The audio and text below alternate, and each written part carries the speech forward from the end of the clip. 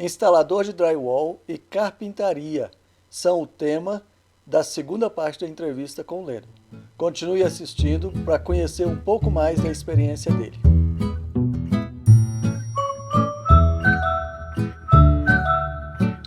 Bom, para você que retornou para ver a segunda parte da entrevista com o Lendel, seja bem-vindo. E se você está chegando agora, essa é a segunda parte. Já tem uma primeira que foi publicada anteriormente. Corre lá e assiste, onde ele falou sobre a experiência dele e de como ele foi parar na área de instalador de estruturas metálicas. E hoje eu quero conversar com o Lendel a respeito da entrada dele na construção civil. Ele é um profissional de educação física, ele é um personal trainer, e como grande parte dos imigrantes, né, falam assim: eu não tenho medo de trabalho, eu vou fazer qualquer coisa para sustentar minha família. E ele acabou indo para a área de construção civil, e nós vamos conhecer um pouco mais da experiência dele agora, nessa segunda parte. Lendel, obrigado por você ter concordado compartilhar essa primeira fase da sua experiência profissional aqui no Canadá. Como é que foi isso? Como é que você arrumou? Você falou na primeira parte lá que você arrumou emprego com 4 dias no Canadá. Como é que foi isso? Eu digo que foi ansiedade, né? De ver logo o dólar pingando na conta. É de logo de aquela ansiedade de você querer ver as coisas acontecerem, né? Então eu fui logo para o Facebook, mas eu fui assim desacreditado, né? Aí eu vi uma mensagem de um brasileiro lá que precisava de um ajudante no drywall. Aí eu falei com a minha esposa, vou mandar mensagem, vamos ver se ele responde. Aí, assim que eu mandei a mensagem, coloquei o número do meu telefone, ele respondeu. Aí, nisso, a gente já marcou o local de encontro. Ele perguntou se eu tinha safety boots, né, que é a bota de segurança para usar. Né, perguntou se eu aguentava levantar peso, né, como é que eu era, meu porte físico. Eu falei, na época eu estava mais atleta, né? Assim que eu cheguei, né? Não tinha Então, experimentado a vida boa do Canadá ainda, é, né? agora já estou algum um pezinho, já ganhei uns quilos a mais. Então, eu falei, conversamos e fui encontrar com ele no outro dia. Aí, aquela correria, como é que é essa bota? Ele me mandou a foto dos selos de segurança que tem que ter na bota. O Aí eu triângulozinho falei, verde. é. Aí eu corri no Valor Village, vamos ver se a gente. Valor Village é a salvação do imigrante no início, né? Aham. Aí eu corri lá, achei uma bota lá que não era safety, né? Era de couro e tudo, mas não era.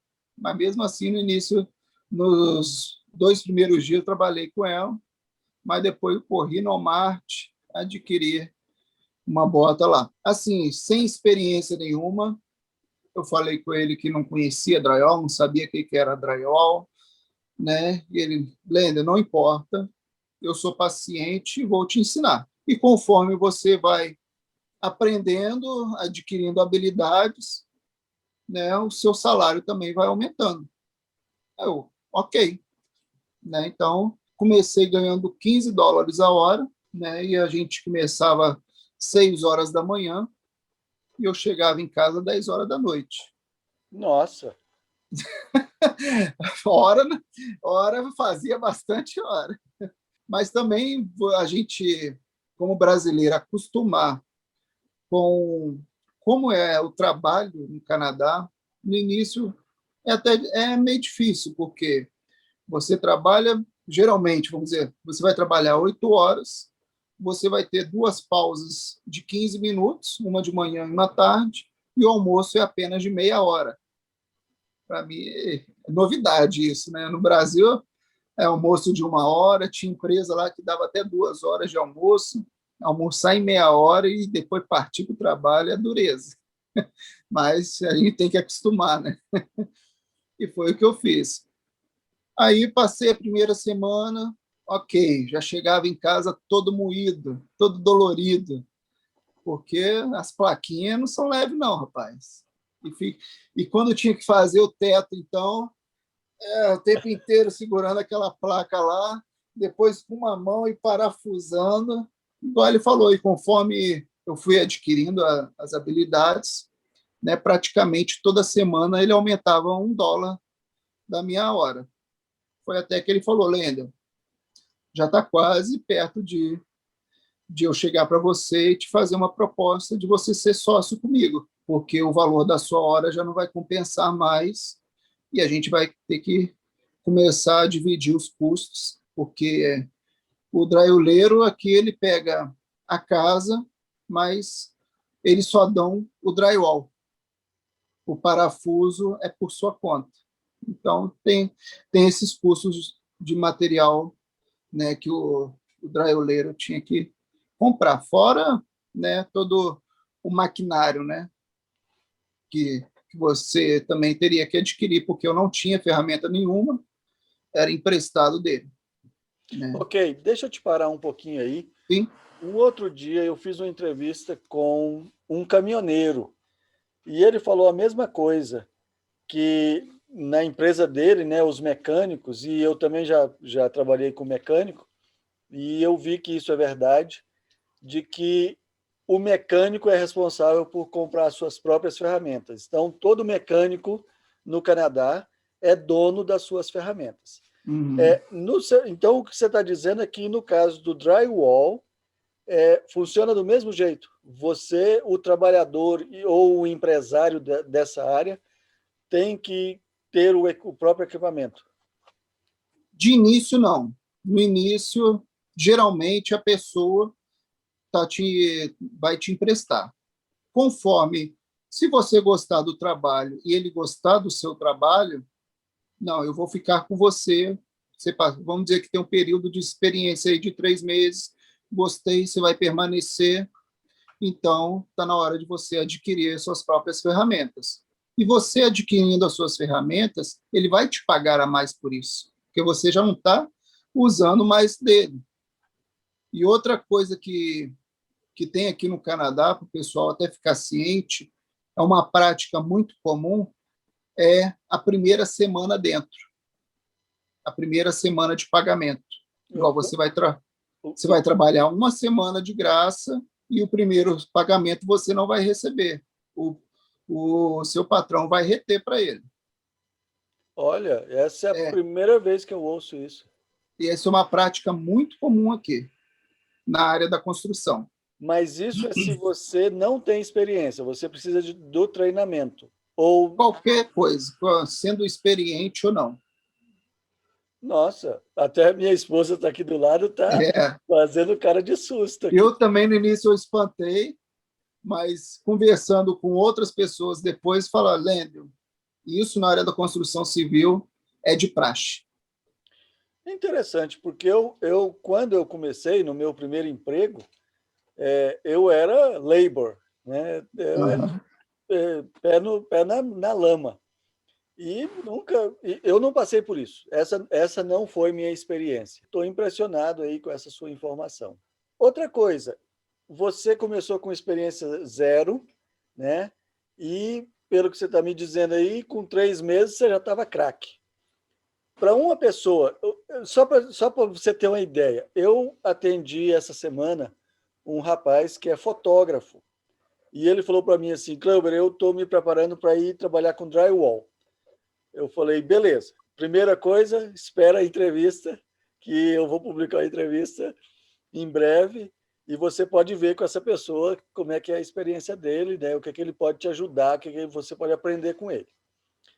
Então, assim, se uma pessoa, né, um fotógrafo, nunca mexeu com isso, não sabe do né, como é que é o drywall, é claro, eu entendo, cada um é cada um, né? Até mesmo porte físico, né? Provavelmente eu não teria o mesmo desempenho que você, eu sou baixinho, sou fracote, enfim, né?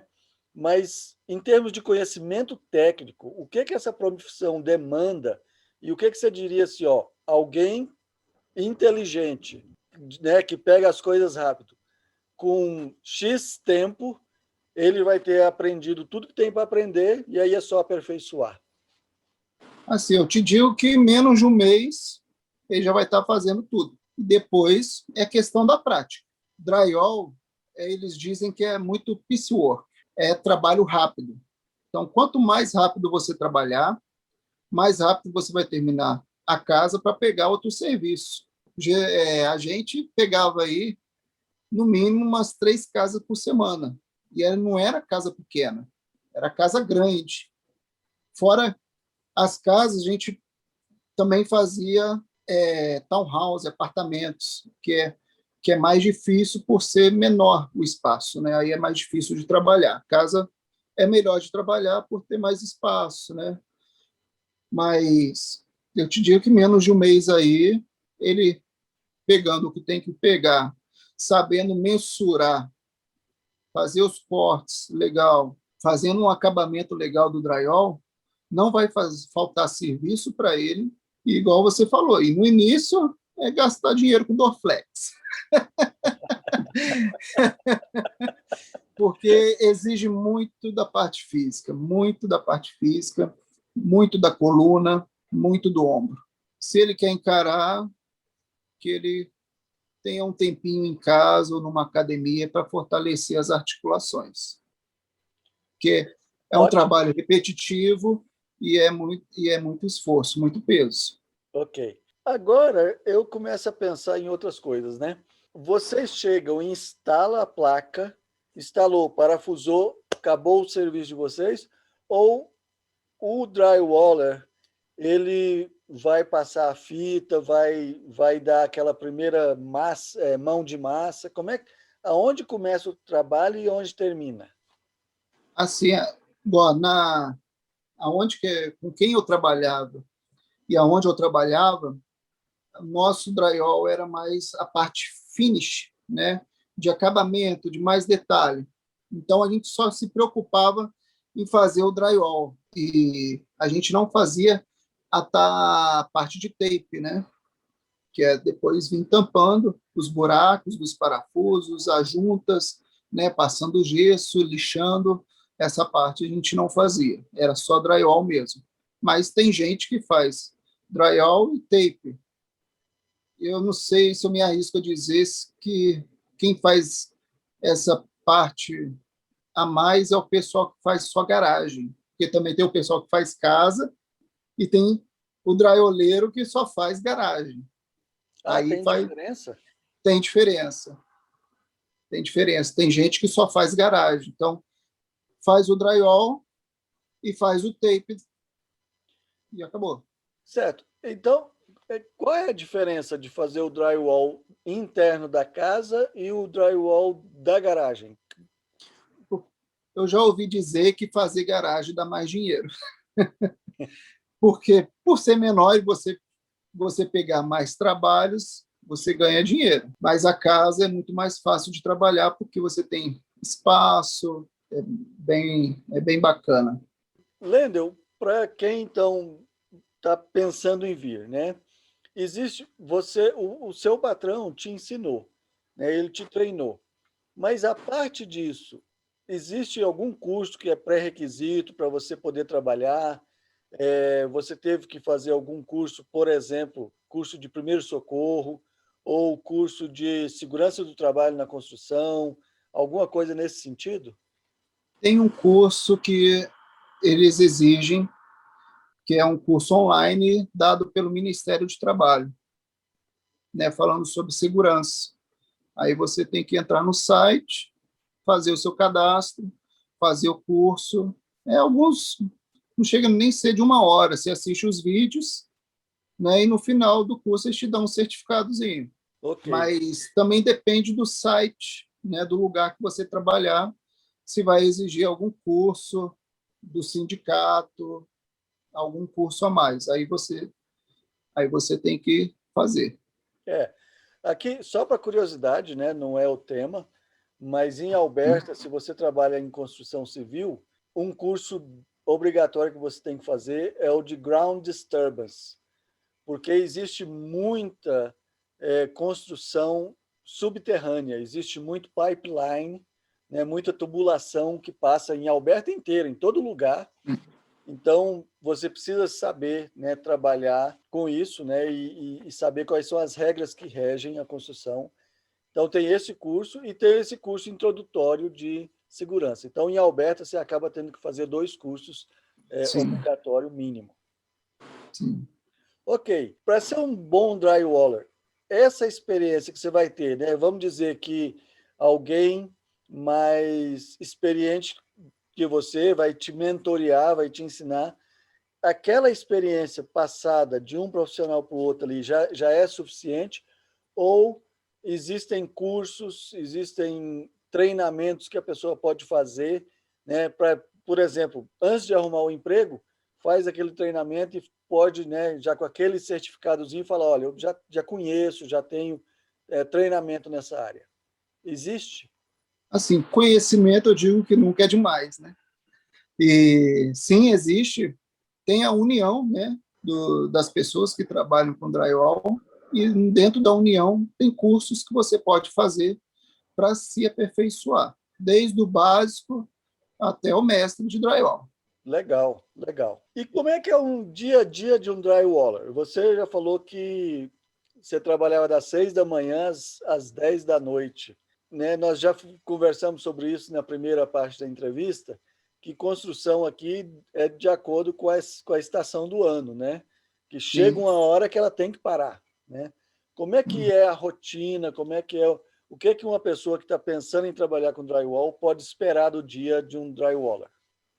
Assim, o drywall não para, tem serviço o ano inteiro, porque como você trabalha num ambiente fechado, você pode colocar os aquecedores portáteis, seja elétrico ou seja gás, e você continua trabalhando ali. Igual assim, eu trabalhava até 10 horas da noite, porque aqui no verão o anoitecer é 9 horas, 9h30, mas no inverno chegou 4 horas da tarde, já começa a espalhar as lanternas pela casa, né, as luzes, e no inverno ligar o aquecedor. Certo. Então você não para, você trabalha, você tem trabalho o ano inteiro. No drywall tem trabalho o ano inteiro. Quanto que uma pessoa pode esperar receber na área de drywall? Como uma pessoa sem experiência, o mínimo que eu vejo por aí é 15 a hora, chegando aí a receber 25 a hora, né? Mas aí, mais do que isso, a pessoa ou ela te dispensa para você seguir a sua vida sozinho no drywall, ou ela vai te chamar para fazer uma sociedade. É bastante interessante isso. Podemos falar um pouquinho então sobre a parte da marcenaria? Você também, né, não tinha experiência na área de marcenaria. Como é que você, Nenhuma. como é que você acabou nessa área? Rapaz, então, eu saí do drywall por causa do college da minha esposa, porque o college dela ia começar e o estudo dela é à noite, né? Só que para ela chegar a tempo na aula, a aula começava, acho que era 5h30, que a aula do college começava, 5h30 da tarde. Então, eu falei com o meu patrão, tem como a gente chegar mais cedo, porque se eu não chegar em casa até 5 horas, não tem como eu continuar. Ele falou, Lendo, infelizmente não tem como, né? Aí eu vou ter que te dispensar, porque eu preciso de alguém que me acompanhe até tarde da noite. Eu falei, então tá beleza. Então, aí eu fui procurar uma outra coisa. Até eu achar a carpintaria, nesse intervalo aí eu trabalhei no frigorífico, rapaz. Trabalhei no frigorífico como empacotador de carne, né? Carne vermelha, carne de porco, fazia tinha a parte de fazer almôndega, mas eu fiquei nesse trabalho 2 semanas só, porque Ok. era muito distante e pagava o mínimo, que era 14,50. Aí eu pagava para trabalhar. Aí eu Aham. saí. Tá. Ainda hoje eu recebi um contato de uma pessoa e no meio da nossa conversa ele falou assim: como é que é trabalho aí? Eu imagino que as pessoas no Brasil têm muita curiosidade de saber o seguinte: se eu ficar desempregado, tem como trabalhar, tem como achar o que fazer. E pelo que você está falando, né? E o que eu quero, né, dizer para essa pessoa e para as pessoas é, sim, trabalho não falta, né? Aqui no Canadá falta gente. É, Então, trabalho não vai faltar. Agora depende de você estar disposto e estar numa condição onde você pode se sujeitar a um pagamento mínimo, né? De sim. repente, como o Lendel falou, de repente você mora tão longe do trabalho que paga um mínimo que não compensa você trabalhar, né? No, igual, meu aluguel era alto, então não tinha como eu ficar nesse de 14. Então, aí, voltando, né? Trabalhei nesse frigorífico, até para passar essa informação para o pessoal. Gente, está com dificuldade? Tem várias agências de emprego pela cidade. E foi aonde que eu consegui esse trabalho no frigorífico. Fui até uma agência de emprego, onde fiz entrevistas, e eles tinham as vagas lá e me ofereceram. Nada de difícil, né? Super fácil o contato, foi rápido.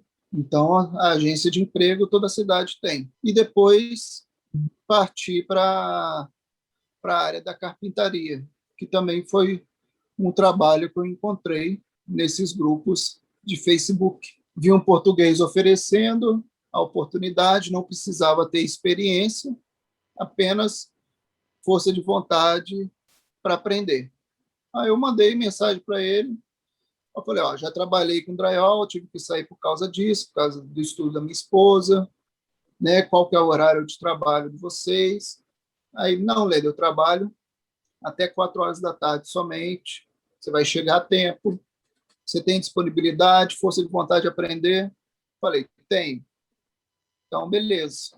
Então, eu comecei ganhando 16 a hora na carpintaria, e esse tipo de carpintaria é a finish. A gente entra na casa, ela já está com drywall feito, já está com tape feito, só vai estar faltando o chão e a gente entra para fazer a parte de baseboard, que é o rodapé, de colocar porta, colocar os portais, colocar, se tiver janela para colocar, a gente colocava a janela também, a moldura da janela.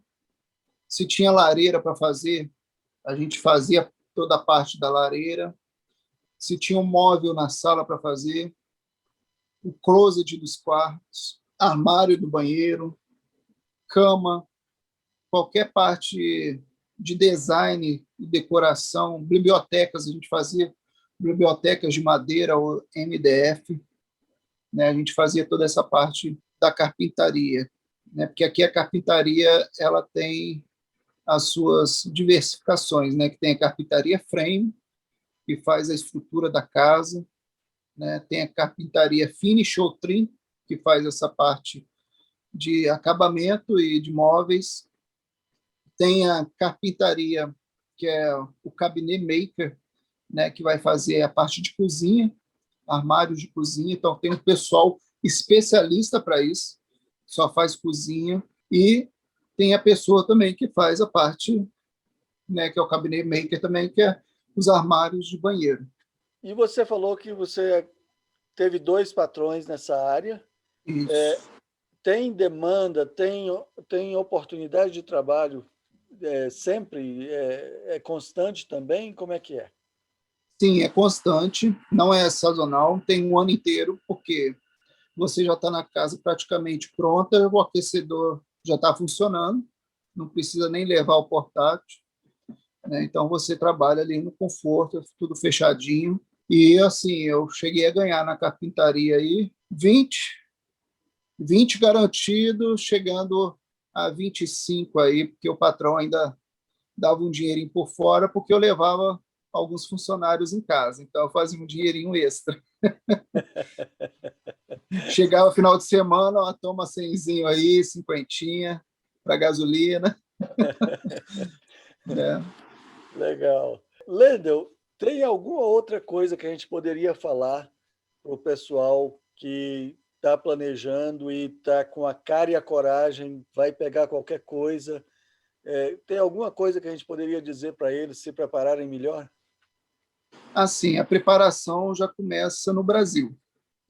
É a mudança de pensamento, de comportamento, qual o seu objetivo que está te levando a sair do Brasil. Porque tive uma conversa com um amigo e ele contando a experiência dele de um outro amigo, né, que está no Brasil, que ele escutou o professor falando do Canadá, contando histórias, e isso motivou ele a sair do Brasil e vir para o Canadá.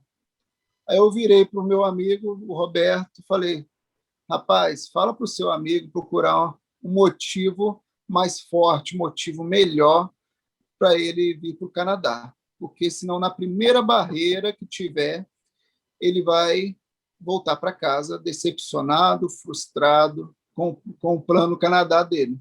Então, Rapaz, eu estou feliz demais que você falou isso. Tá? Isso é um dos módulos que eu trabalho no meu coaching. Eu falo isso direto. Pessoal, você tem que ter a motivação certa. Tá? isso. Já foram os anos, né, lá de Governador Valadares, onde o pessoal ia para os Estados Unidos clandestinamente para fazer dinheiro e ficava rico, mandava dinheiro para casa e tal, isso e aquilo. Se você está pensando em vir para o Canadá e a sua motivação não está certa, não está regulada, vai acontecer isso que o Lendel falou. Uhum. Primeira oportunidade difícil, na primeira frustração sua, você vai se perguntar o que que eu vim fazer aqui. E isso pode pôr em risco toda a sua imigração. Né? Então, se você não sabe ainda a sua motivação, se você não chegou no, na essência da sua motivação, faça uma reflexão. Se você quer ajuda, eu posso te ajudar, né? Mas descubra qual é a sua verdadeira motivação para que seja ela que te ajude, te carregue nos dias difíceis aqui. Porque vai ser o dia que você vai precisar lembrar de por que você está aqui e engolir seco e seguir em frente. E outra coisa que eu sempre falo também, gente, curte o processo. Curte cada momento que você está aqui. Você tem que rir dos apertos que você passa, que isso vai servir de um degrau para você subir. Porque senão uma coisa que era para ser prazerosa vai se tornar penosa, sofrida. E algo sem prazer, você vai ficar infeliz, né? Eu vim para cá com sangue nos olhos para fazer o meu plano Canadá dar certo. E esse é o meu plano A, né? Ah, mas aí já me perguntar, mas qual que é o seu plano C, seu plano B, seu plano C? Ah, meu plano B, meu plano C é fazer o A dar certo. É, Você é porque, dos meus, cara. Você é dos porque, meus. porque se eu tiver outra opção, e se essa opção for mais fácil, a gente, como ser humano, a gente vai correr para o lado mais fácil, Aham, né? aham. Então, o plano B, o plano C, vai dar certo. E Sim. graças a Deus está caminhando. E você tocou num outro assunto, né, que eu também trabalho, que é essa questão. Claro, pessoal, ninguém sabe do futuro, né? Pode acontecer N coisas quando a gente migra. E sim, uma opção é voltar para trás. Não é vergonha, não é derrota para ninguém. Se você chegou num ponto onde você viu que a sua melhor opção é voltar, é desistir. Não é vergonha. Agora, você tem que saber o seguinte: quando é que chega nesse ponto? Quando eu e minha esposa estávamos nos preparando para vir, e a minha esposa ela era funcionária pública e ela tinha o mindset da estabilidade, da segurança, né? E ela tinha então umas licenças prêmios para gozar e ela falou para mim assim, olha, Cleo, então vamos fazer o seguinte, eu tenho as licenças, vai ter esse prazo aqui, nós vamos ter que definir para nós quando é que a experiência não deu certo. Eu falei, olha, tá bom, esse é um ponto válido, tudo bem. Só que não pense você que isso são 6 meses. Você não pode vir pensando o seguinte, se em 6 meses não der certo, eu vou voltar. Não, cara, 6 meses você nem passou o aperto ainda. É o primeiro ano inteiro que eu costumo dizer o seguinte, o primeiro ano você pasta. Aqui a gente pasta no primeiro ano. No segundo ano você já está mais confortável com a língua, você já tem emprego ou arruma um emprego decente no segundo ano, você passa a ter mais amizades. É a partir daí que você vai poder dizer que está fazendo imigração. E aí, é a partir do segundo ano que você vai poder decidir, vale a pena continuar aqui ou não, né? Então, não faça o seu plano de imigração considerando o seguinte: pode ter plano B, plano C? Pode, mas você tem que vir para fazer o plano A dar certo. E não ter o plano B como a válvula de escape, onde na primeira rejeição de emprego, você falar, não deu certo, eu vou embora. Você tem que vir para fazer dar certo, porque é um investimento muito grande. Quando você sai do Brasil, você basicamente cancela a sua vida brasileira. Você vende carro, vende casa, você se desfaz de tudo e vem com as malas. Então, não pode ser 6 meses o seu prazo para reavaliar e saber se deu errado ou se deu certo. Você tem que vir, como o Lendel falou, o plano B e o plano C é fazer o A dar certo. E outra coisa que eu digo também é não se espelhe na vida dos outros. Faça o seu plano Canadá, crie o seu caminho. Porque uma pessoa que chegou aqui um mês antes de você já tem um certo conhecimento e know-how. Então, ela já conhece, já sabe algumas pedras do caminho. Então, é claro que ela vai estar lá na frente, já vai estar desfrutando de certas coisas. Mas você não tem que se espelhar. Voltando lá no início, o inglês. O inglês também vai ditar qual tipo de trabalho você vai ter. Aqui, quem tem um inglês mais aprimorado, mais avançado, vai conseguir uns certos trabalhos melhores, vai ganhar melhor. Às vezes, você vai até pular certos estágios que eu mesmo passei, poderia ter pulado se tivesse um inglês melhor, né? Mas, como eu não tinha inglês, eu tive que cumprir certas etapas, algumas prazerosas, outras não, algumas experiências negativas, mas isso não foi de algo para falar, não, eu vou voltar para o Brasil. Não. Então, faça o seu caminho, faça a sua história nesse plano Canadá. Esse é um ponto onde toda entrevista nós falamos, nós batemos nesse ponto. Se você assistir todas as outras para trás, você vai ver que todo mundo fala a mesma coisa. O inglês vai ser o fator que vai determinar a velocidade do seu sucesso, da sua adaptação. Se você vier com mais inglês, vai ser melhor. Se você vier com menos inglês, vai ser mais puxado, vai ser mais difícil. Então, invista no seu inglês o máximo que você puder no Brasil. Você está pagando em real, você está no meio da sua cultura ainda, você pode cometer erros aí que não vão ter consequências graves. Aqui, você pode ter consequências mais graves.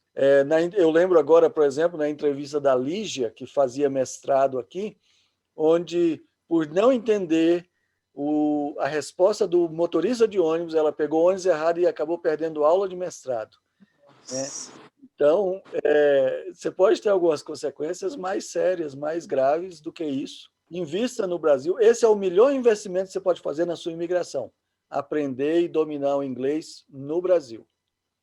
É igual também eu falei, por que você não veio já com inglês? Porque, como eu falei, nosso planejamento foi de 2 anos.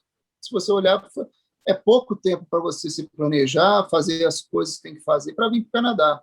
Então, o que eu falei? Não, eu vou trabalhar e a minha esposa vai estudar, então a gente investiu nela. Então, ela fez um curso de 1 ano de inglês, se preparou para o IELTS, fez prova para o IELTS 2 vezes, então o investimento foi nela. Igual eu ri aí na hora de você falar, passar certos apertos, né? A gente passou um aperto aqui por questão de não entender, né, o inglês, que foi na compra do nosso carro. Apesar que o vendedor abusou disso na compra do nosso carro, ele me colocou como um comerciante e colocou a minha esposa como professora da província, né, lá no cadastro para passar o financiamento. E a gente não sabia disso. E também na hora de contratar o seguro do carro, ele fez todo o trâmite e aprontou essa com a gente. Aí a gente teve um problema com o nosso seguro, que o pagamento atrasou, a gente não sabia como pagar o seguro depois que atrasa, porque aqui é tudo diferente, conta bancária, pagamento. Aí vai saber que é pelo número de apólice do seguro que você faz pagamento pelo aplicativo.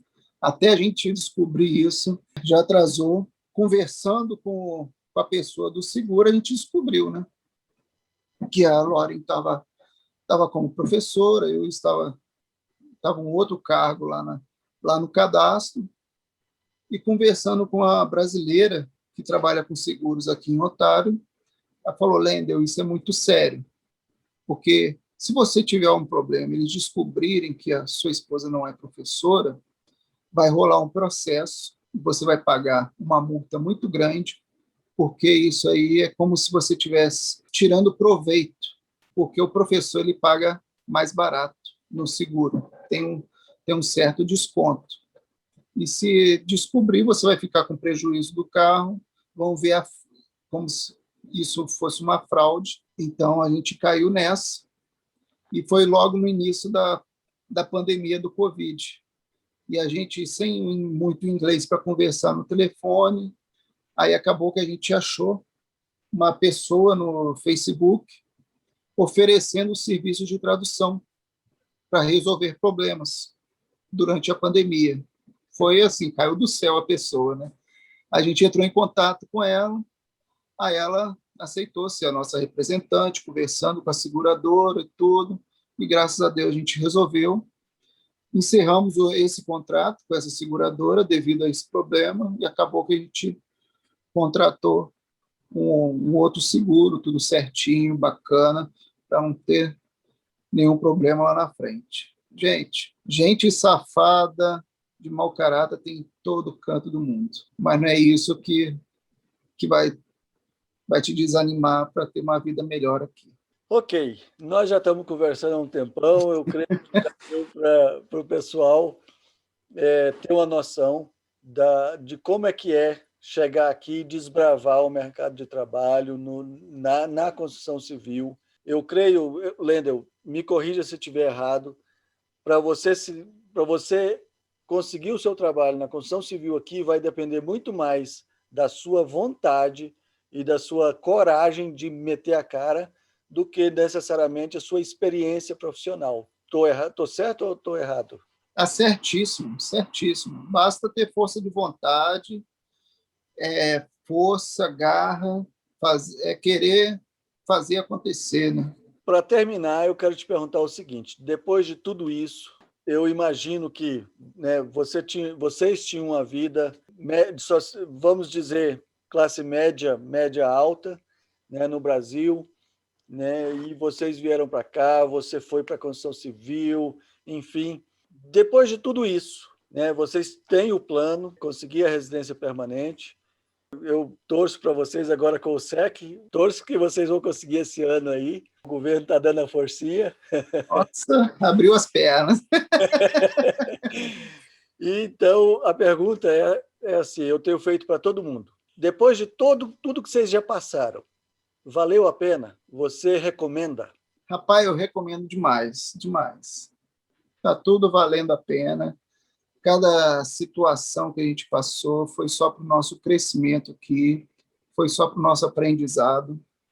A gente tem que entender que tudo é um processo, é uma escada, e você vai adquirindo experiências, sendo positiva ou negativa, que vai te servir lá na frente. E a gente tem conquistado muitas coisas, vamos dizer, em pouco tempo, que no Brasil levaria uma eternidade ou a gente nem conseguiria realizar.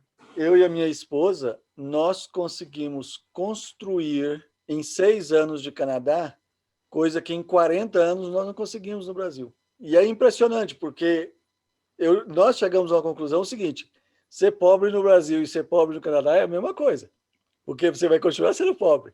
Né? Não é porque a gente está no Canadá que agora eu vou ser rico. Não. Só que a vida tem uma dinâmica diferente, você tem mais oportunidades, você tem espaço. Aqui, se você meter a cara, se você trabalhar honestamente, enfim, for atrás, você vai conseguir.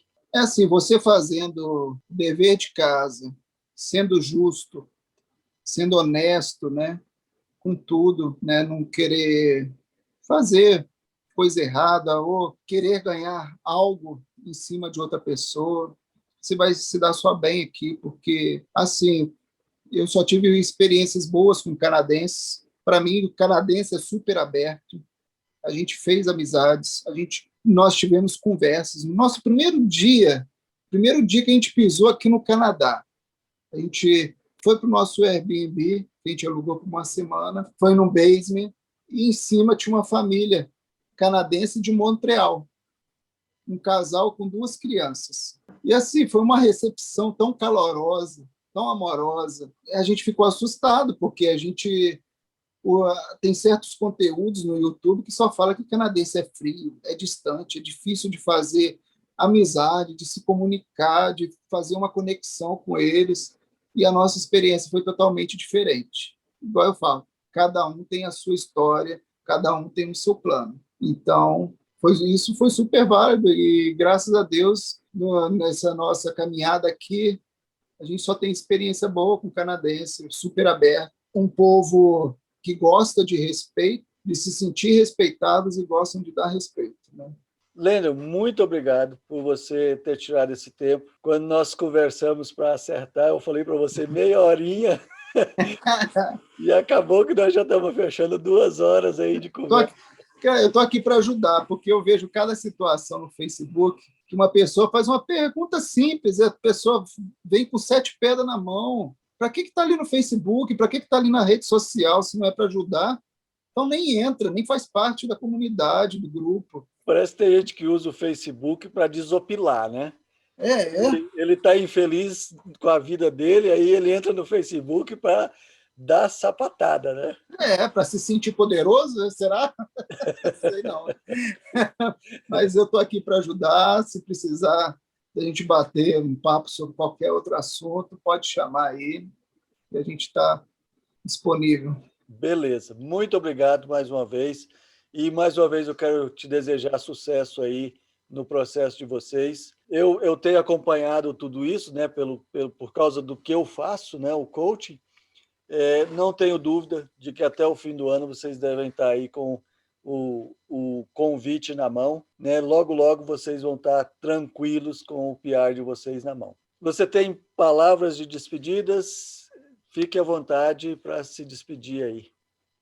Primeiramente, só agradecer ao Kleuber aí pelo convite, né, de estar explicando algumas situações sobre o trabalho. Precisando de ajuda, eu estou aí nas redes sociais, Instagram, Facebook, só procurar lá Lendel Rampinelli, você vai me achar. Então pode fazer qualquer contato, a gente está aí para ajudar. Muito obrigado, um abraço para você.